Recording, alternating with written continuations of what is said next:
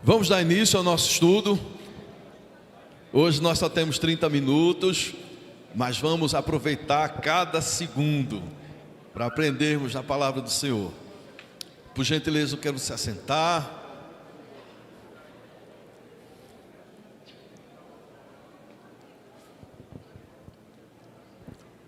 Vou pedir para fechar as portas. Obrigado. Vamos orar então? Senhor, nós pedimos a Tua bênção para o que nós vamos estudar nessa manhã. Fala conosco, abre a nossa compreensão, levanta a nossa guarda, diante de tantas situações que nós estamos vivenciando em nossos dias. Fala conosco, Senhor, me enche com o Espírito Santo, para que eu possa ministrar a Tua palavra com fidelidade. Oramos em nome de Jesus, amém. Meus amados, nós estamos fazendo uma visão panorâmica do Velho Testamento. Estamos no livro de Gênesis. E a minha intenção é fazer uma viagem e em determinados pontos nós pararmos para meditarmos, para aprofundarmos em determinadas situações. A semana passada nós falamos sobre família, sobre casamento, como Deus instituiu o casamento e quais são os planos, os propósitos, as intenções, os mandamentos e concessões de Deus para o casamento. Hoje nós vamos avançar um pouquinho e vamos refletir sobre a queda. Vamos analisar algumas lições que considero importantes. E para isso nós vamos abrir a palavra do Senhor em Gênesis no capítulo 3. E esse texto está dos versículos de 1 a 24, mas nós não vamos ler todo o capítulo agora, nós vamos caminhar por ele. Então, na medida em que a gente caminhar, nós vamos estar refletindo sobre algumas lições. Vejamos inicialmente o versículo 1, vamos ler todos o versículo 1. Mas a serpente, que todos os animais selváticos que o Senhor Deus tinha feito, disse à mulher: é assim que Deus disse: não comereis de toda a árvore do jardim. Veja só, queridos, como inicia esse diálogo, essa conversa. O texto fala de uma serpente, e eu gostaria de fazer algumas considerações sobre a serpente. Primeira consideração é que a serpente não é uma figura mitológica. Aqui não foi usada uma figura de linguagem, de maneira nenhuma. A serpente aqui é uma parte da história real. De fato isso aconteceu. De fato aquela serpente conversou com Eva. Não é uma mitologia, não é uma figura de linguagem, mas é um fato, aconteceu assim, do jeito que está narrado na Escritura Sagrada. Agora, na Bíblia, a figura da serpente simboliza várias coisas, e algumas delas completamente opostas. A serpente pode simbolizar a vida, a sabedoria e a prudência. Em Mateus 10:16, veja o que está escrito em Mateus 10:16. A palavra de Jesus: eis que eu vos envio como ovelhas para o meio de lobos. Sede, portanto, prudentes como a serpente e simples como as pombas. Então aqui nós temos uma referência positiva acerca da serpente. Mas a serpente também simboliza o caos, a astúcia, o mal e Satanás. A serpente foi usada como uma figura de linguagem de Cristo, no caso da serpente levantada por Moisés lá no deserto. Em João, no capítulo 13, versículo 14 e 15, veja o que está escrito. Eu vou esperar para que os irmãos possam ler. Se o pessoal do Conecta puder colocar o texto, a gente agradece, na versão oficial. João 3, 14 a 15.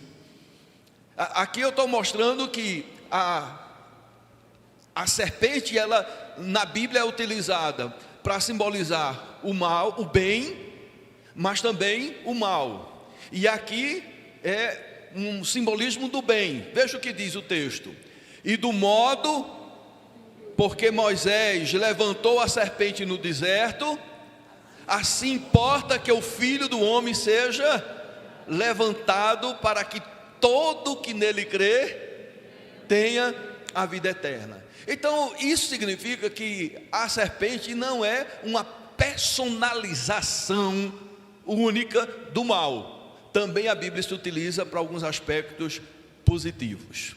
Meus amados, aqui nós temos um caso de possessão animal.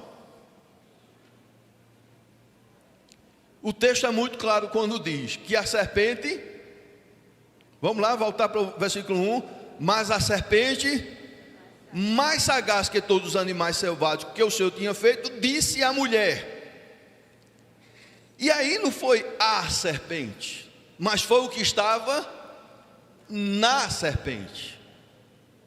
Estranho, né? O diabo possuindo um animal. Tem outra afirmação dessa na Escritura Sagrada? Tem ou não tem? Vamos lá então para Mateus 8, 31 e 32. Mateus 8, 31 e 32. Se houver alguma pergunta, algum questionamento, alguma colaboração, é só levantar a mão. Veja aí o que diz o texto. Então os demônios lhe rogavam: se nos expeles, manda-nos para a manada de porcos. Pois ide, ordenou-lhe Jesus, e eles, saindo, passaram para os porcos, e eis que toda a manada se precipitou desempenhadeiro abaixo, para dentro do mar, e nas águas pereceram. Aqui está, queridos, uma referência, uma prova de que os demônios, que Satanás pode possuir um animal, do mesmo jeito que pode possuir pessoas. Eu já vi vários casos de possessão demoníaca, vários casos. E o presbítero Barbosa era o meu companheiro nessas horas. Às vezes a gente estava em casa já, descansando, recebia uma ligação: pastor, corre cá, que tem uma pessoa endemoniada. Eu corria para Barbosa, chamava Almir e Help, geralmente era o quarteto, e a gente ia ministrar a libertação no nome do Senhor Jesus. Eu quero dizer para os irmãos que a gente não deve ter medo do diabo, não, porque o diabo é muito mais obediente do que o homem. O homem, você fala uma coisa, ele endurece o coração e não submete. Mas quando você fala com os demônios em nome de Jesus, pela autoridade de Jesus, ele se submete e sai. E é uma coisa impressionante, são coisas assim extraordinárias. Aqui se trata de uma possessão demoníaca. Então, quando a gente fala do serpente, a gente está falando do diabo. Quem está falando aqui é o diabo através da serpente, mais uma vez como um fato histórico. Agora, veja só, queridos, o texto fala que a serpente é mais astuta, mais sagaz.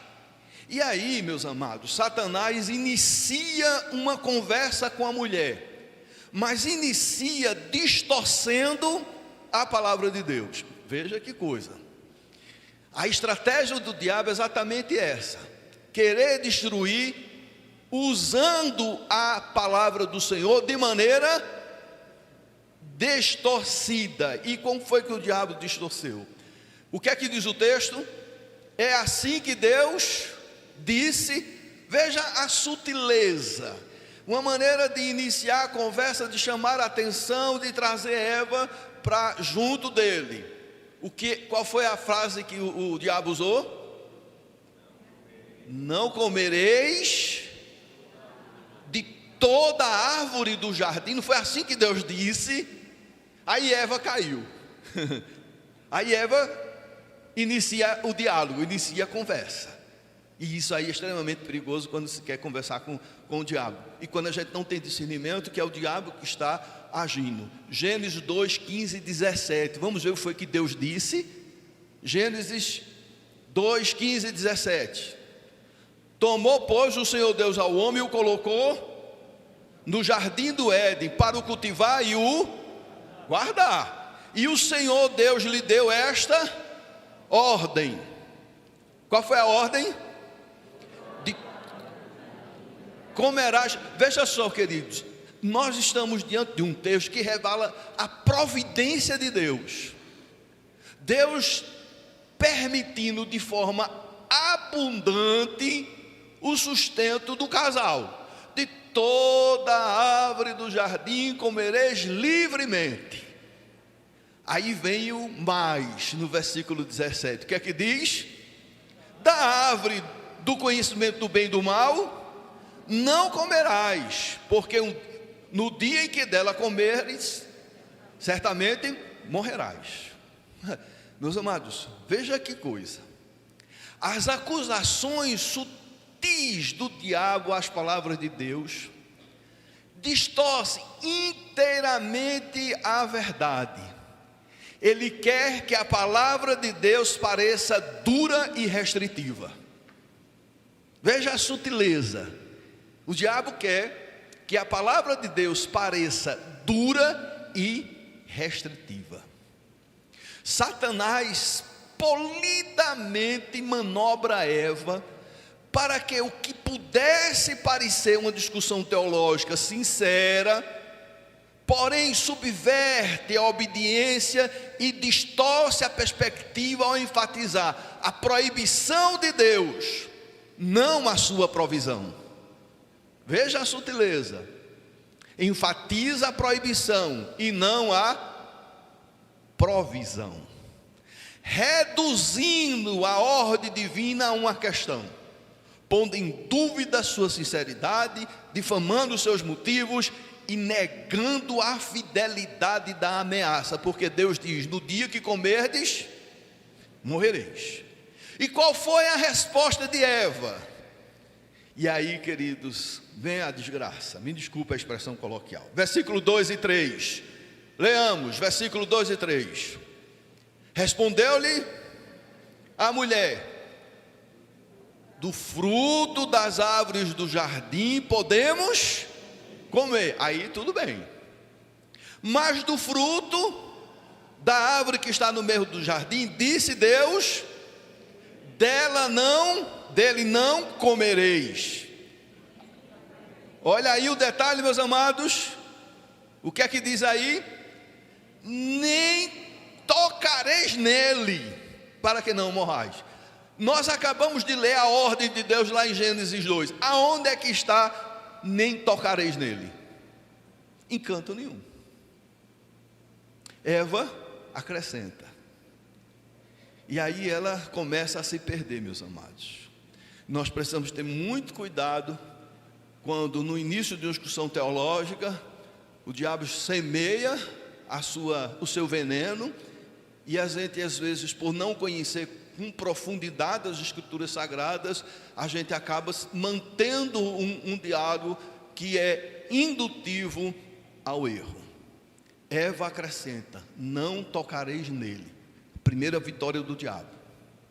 Levou a mulher a potencializar a restrição. E a gente precisa ter muito cuidado com isso. E nos versículos 4 e 5, nós temos o ataque feroz de Satanás. Veja que ataque. Versículo 4 e 5, vamos ler todos? Então a serpente disse à mulher: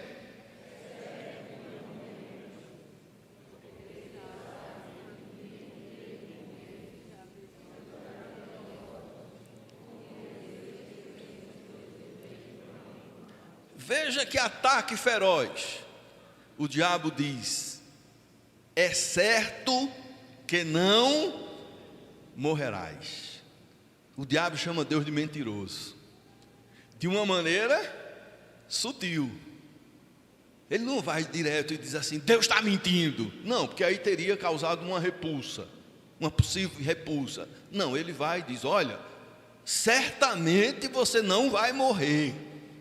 O que está acontecendo é que Deus não está querendo que você tenha o poder do conhecimento, porque conhecimento é poder.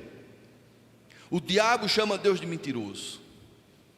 Ele retira o temor da morte, não é? Porque qual foi a a consequência que Deus estabeleceu para comer do fruto, qual foi? A morte. No dia que você comer, você morre. O diabo diz: não morrerás. Ele retira o medo que estava no coração do casal.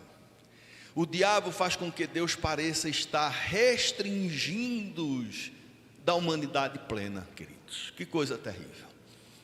Assim ele desperta na mulher o interesse pelo fruto.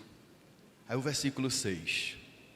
Vendo a mulher que a árvore era boa para se comer, agradável aos olhos, e árvore desejável para dar entendimento. Meus amados, aquela árvore, aquele fruto sempre estava ali. Mas foi através do diálogo, foi através da conversação, que o diabo conseguiu chamar a atenção de Eva e despertar naquela mulher essas atratividades do fruto. O diabo, ele faz isso. Meus amados, o diabo, ele aqui é a serpente aqui é um instrumento. Eu queria pensar um pouquinho sobre na instrumentalidade do diabo. O diabo usou uma serpente, não foi isso? Sabe que você tem uma serpente aí na sua mão ou no seu bolso? Sabe? Sabe que o irmão está com a serpente ali, batendo na mão assim, ó. E eu também. Ó a serpentezinho aqui.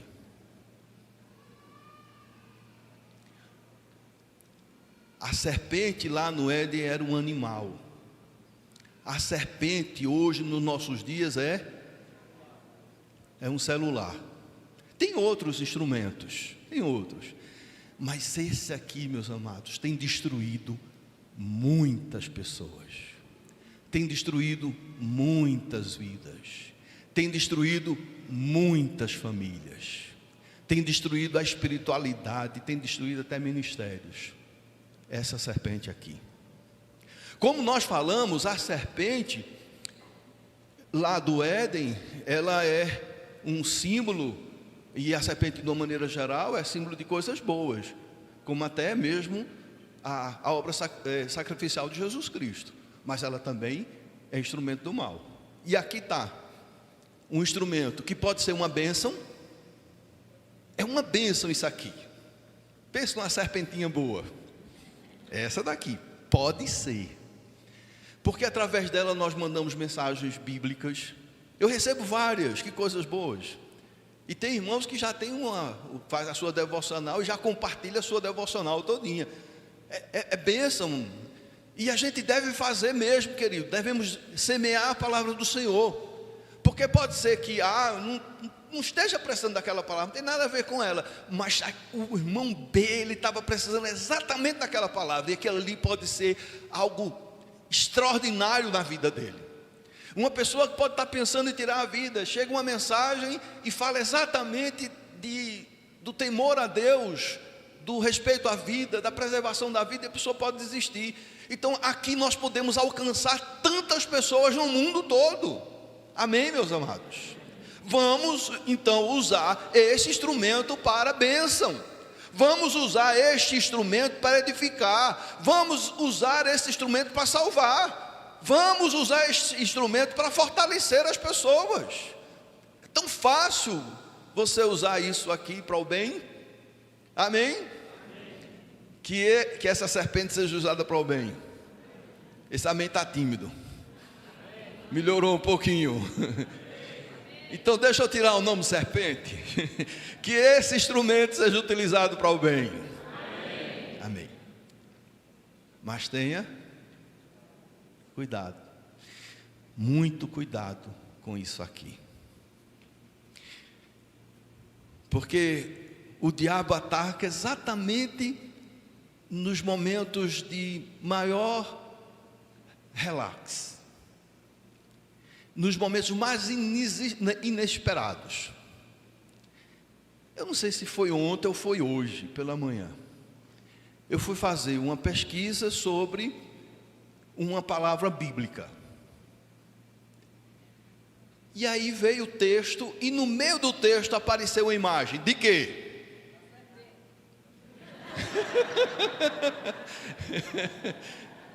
Imagem de quê mesmo?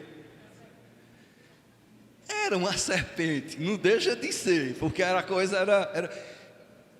uma imagem bastante sensual. Numa pesquisa bíblica. E a Bíblia diz, querido, e nos ensina a nós orarmos para que Deus coloque guarda nos nossos olhos, porque é numa olhada que a gente dá que o cérebro ele atinge uma adrenalina para ir a determinados lugares que não tem nada a ver com o objeto da nossa pesquisa. E às vezes é quando a gente está, às vezes é quando a gente está só, quando ninguém está olhando, porque o diabo ele é estratégico. Então, num texto, numa pesquisa bíblica, vem uma imagem sensual. Qual é o objetivo dele? Você ir lá. E quando você vai lá, aí, meu querido, o universo da pornografia se abre, com todas as opções para todos os gostos, e sem filtro nenhum.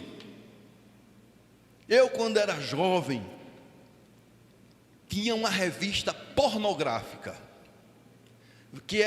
tinha várias, mas essas revistas eram vendidas na banca de revista, colocado numa seção mais discreta, encadernada, proibido para menor de 18 anos. Hoje, com essa serpentinha aqui e uma boa internet, você tem um universo de uma pornografia que é uma coisa terrível, e isso tem destruído muitas pessoas.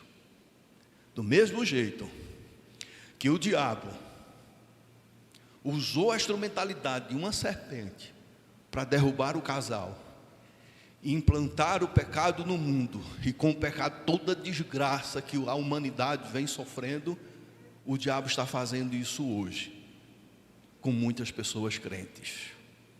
Abra os olhos, meu irmão, abra os olhos, minha irmã. Cuidado com o que seus filhos estão vendo em casa. Cuidado. É claro que a gente tem que ter sabedoria. Nós não podemos estar vigiando os nossos filhos 24 horas. Não podemos. E nem devemos. Mas nós temos que ter alguns instrumentos de verificação. Porque o diabo, ele tem agido, queridos, para destruir. E a sua destruição, ela é terrível. Então vamos seguir. Alguma consideração? Eu queria que os irmãos falassem um pouquinho. O microfone aqui, por favor, para José. Isso, e outra aqui para Ricardo, por gentileza. Pega outro microfone aqui. O irmão quer fazer uma colocação. Pois não. Tá ligado? Eu queria perguntar o seguinte: por que Satanás lá, ele usou a serpente e não foi ele mesmo que se apresentou a Eva? É uma boa pergunta. Se ele se apresentasse ele mesmo, ele teria que ter uma transformação, que poderia vir como um anjo de luz, alguma coisa. Realmente eu não sei não. Não sei não. Com certeza houve alguma razão, né? A serpente, ela com certeza era um animal bonito, ainda é, né? Eu pelo menos acho algumas serpentes a coisa mais linda do mundo. Eu já cheguei a colecionar. Então talvez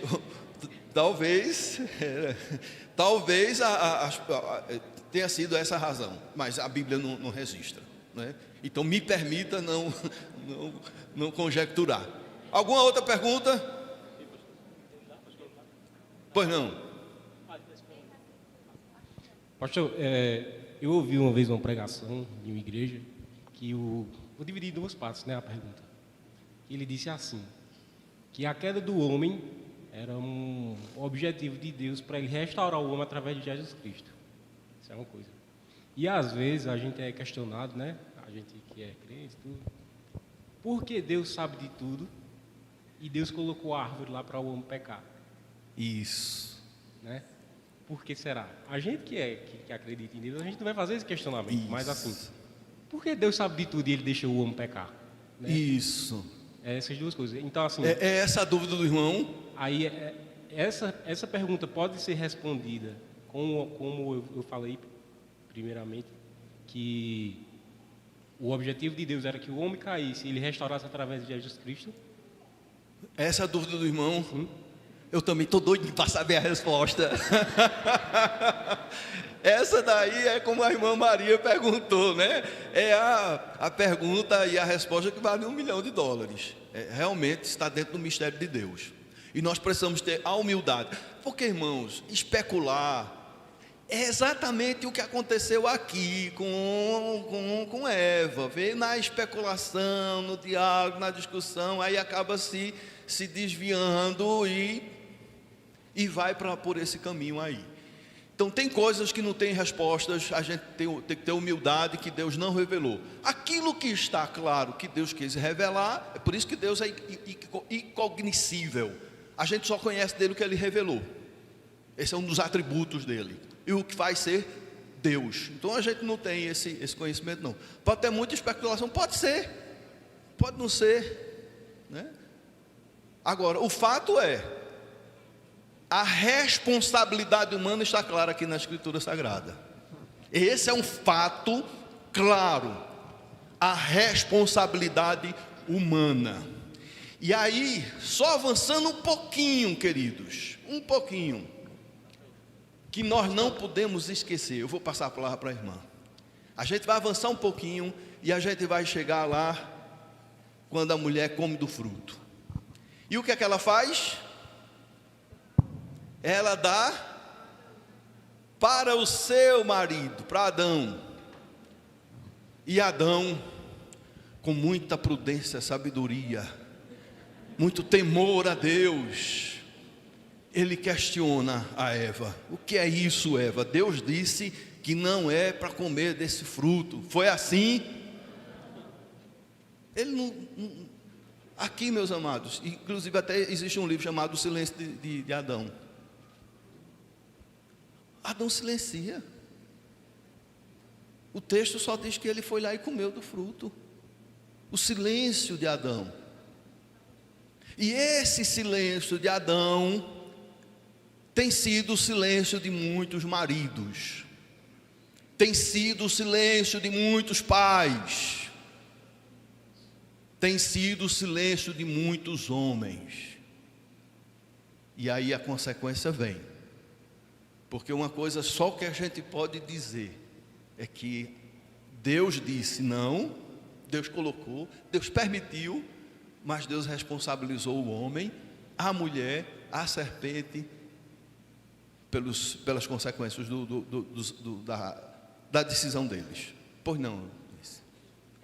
Deus existia, no princípio, Deus e os anjos. Estava perfeito. Dentro, na presença de Deus, o anjo quis se rebelar. E a partir daí foi que foi expulso e o mal começou, né, na pessoa de Satanás. Então, assim, Deus não poderia ter evitado no céu, e lá ele não evitou. E quando Deus criou o homem, ele sabia que o homem é tendencioso a pecar. Então, o que eu queria colocar é o seguinte: no céu o anjo se rebelou, então a partir daí começou. Então, quanto mais na terra. O mal começa no céu, em um anjo. Aí ele vem aqui para atingir a criação de Deus. E ele consegue. Mas não elimina a responsabilidade do homem. Pois não? Quem... Era para complementar o que Anderson falou. É muito difícil a gente saber entender a mente de Deus, como o senhor falou. Impossível. Nós nunca atingiremos. Mas o que nos resta é entender que tudo que Deus fez foi para a glória dele. Amém. Então, se Deus fez, sabia que Adão e Eva iriam pecar, se é para que ele salvasse toda a humanidade através de Cristo, não importa muito para a gente. O que importa é a gente saber que o que ele fez era para a glória dele, que Deus é bom, que Deus é justo, que Deus não erra. Então, eu acho que a gente ficar questionando e sabendo, como o Nice falou, Deus sabia que o anjo iria se rebelar, sabia que Adão ia pecar. Isso não interessa muito para a gente. O que a gente tem que saber e que tem que confiar é que Deus é justo, que Deus é bom, Amém. que Deus é amor e tudo foi feito para a glória dele. Amém. Era só essa contribuição. Com certeza.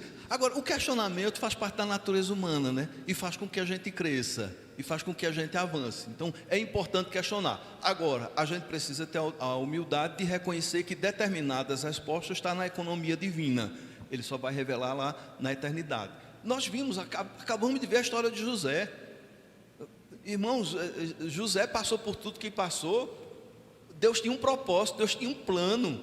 E aí ele diz, olha, tudo isso me aconteceu para que eu pudesse socorrer a minha família, vocês e muitas pessoas, socorrer muitas pessoas da fome e da miséria.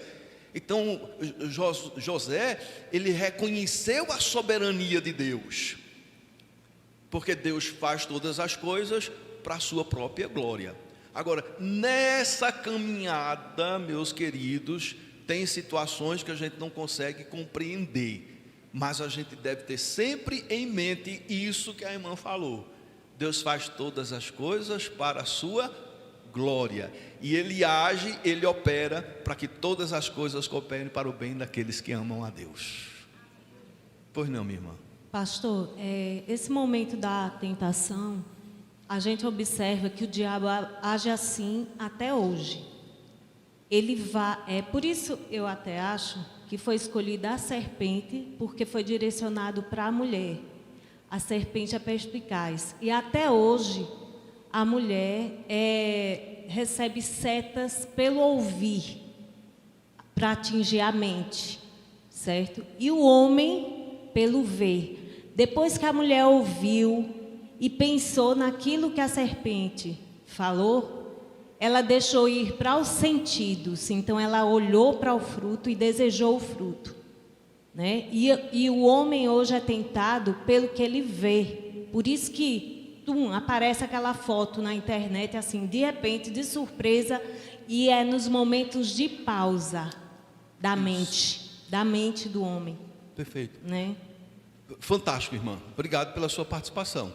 Isso é uma prova, uma comprovação científica, né? A mulher é estimulada pelo que ela escuta, e o homem pelo que ele vê. E o diabo conhece exatamente o ponto fraco de cada um. Por que o diabo foi para Eva e não para Adão? Não sei, também não sei, né? Agora, de uma coisa eu sei, ele viu em Eva uma fragilidade. Ele viu em Eva uma porta aberta, uma brecha. E a gente precisa ter cuidado com as brechas, com as portas abertas. A gente precisa ter cuidado. Irmãos, essa lição aqui ela é muito importante para a nossa vida. Tem tudo a ver com a gente, tudo a ver. E agora, veja que coisa interessante, queridos, no versículo 8. Pois não, Marli? Ô pastor, uma curiosidade, eu conversando aqui com Cirlande, eu digo, Cirlande, quando a serpente teve esse diálogo aí com Eva, pelo que mostra aqui na Escritura, Adão não estava próximo, não é isso? Adão não estava próximo. O texto, veja só, meus amados, o texto, existem teólogos que conjectura que Adão não estava presente. Sim. Já existem outros teólogos que dizem que ele estava ali com ela. E por isso que fala do silêncio de Adão. E no Perfeitamente. caso... Eu, em particular, penso que ele estava ali com ela. Estava. Ah, tá. E o sujeito não fez o papel de homem que deveria ter feito. Porque eu não pensei... fez o papel de marido que deveria ter feito. Ele foi omisso. Sim. Ele só não há nenhuma resistência dele, nenhuma palavra dele. Porque ela entrega, ele come.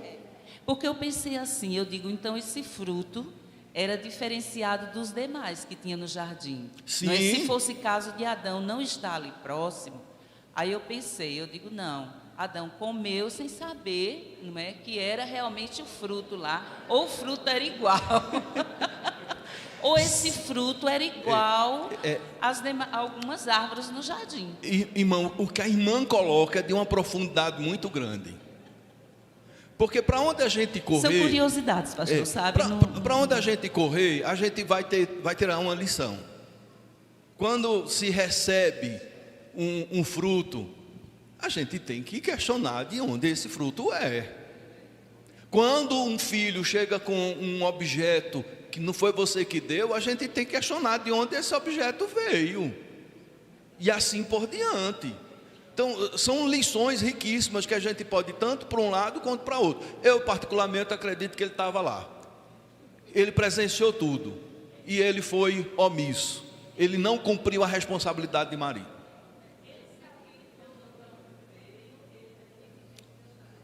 Perfeito. Vamos seguir. Acabou a hora. Só mais 5 minutos, tá certo? Mais uma pergunta para a gente encerrar. Aí na próxima semana a gente tenta fechar isso aí, porque tem algumas lições preciosas, principalmente em relação à transferência de responsabilidades, né? Quando, o que eu acho interessante, o versículo 8, pelo menos o versículo 8, vamos, se não tiver nenhuma pergunta, versículo 8. Quando ouviram a voz do Senhor Deus, que andava no jardim pela viração do dia, esconderam-se da presença do Senhor Deus, o homem e sua mulher, por entre as árvores do jardim. Esconderam-se da presença do Senhor Deus. Aí, veja só aqui um detalhe. Quando ouviram a voz do Senhor Deus, que andava no jardim. Veja, Deus andava no jardim. Aí um comentarista colocou o seguinte: o jardineiro não abandonou o seu jardim. Ele foi lá, e nem a sua criação. Deus, mesmo sabendo de tudo, decide confrontar os dois. Versículo 9: e chamou o Senhor Deus ao homem e lhe perguntou: onde estás? Deus sabia onde Adão estava ou não? Sabia. Mas Deus estabelece um diálogo, uma reflexão. Deus age muito assim, queridos, né? Através da sua palavra, levar-nos a reflexões, a ponderações. Ele respondeu: ouvi a tua voz no jardim, porque estava nu, tive medo e me escondi. Veja, consciência de sua nudez. Veja que o conhecimento é poder. E esse tipo de conhecimento que Deus estava querendo evitar em Adão, não era porque Deus estava querendo omitir alguma coisa boa, mas Deus estava querendo livrar exatamente do mal. Aí vem a consciência de sua nudez, temor diante de Deus e fuga. E aí vem o versículo, a partir do versículo 11. Perguntou-lhe Deus: quem te fez saber que estavas nu? Comestes da árvore de que te ordenei que não comesses? Deus sabia, mas Deus pergunta. Uma outra pergunta aí, que não tem uma resposta clara. Por que Deus foi logo para Adão e não para Eva? Porque Deus não foi logo para a serpente, que foi o instrumento?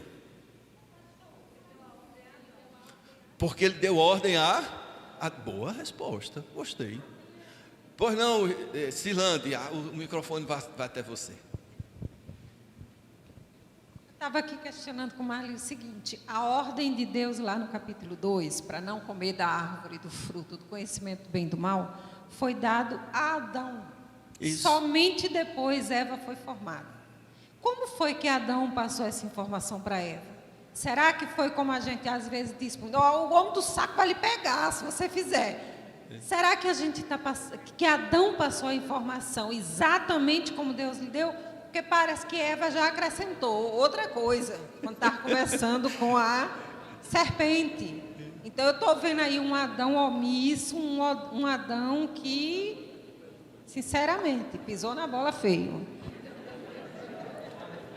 Eu não entendi essa última fala.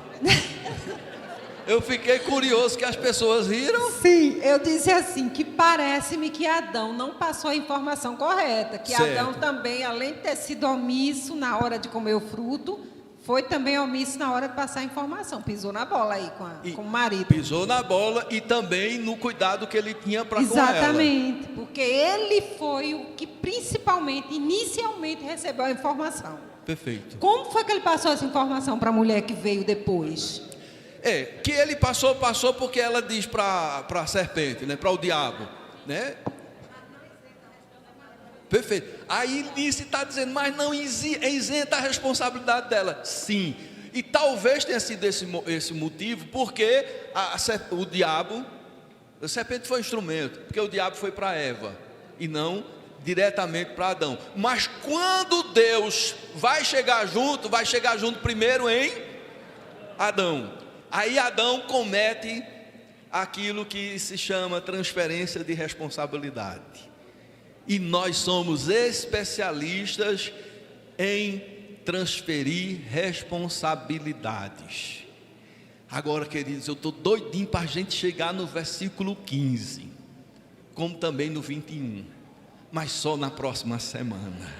Que Jesus abençoe, guarde, livre de todo mal, e às 18 horas nós estaremos aqui. Pela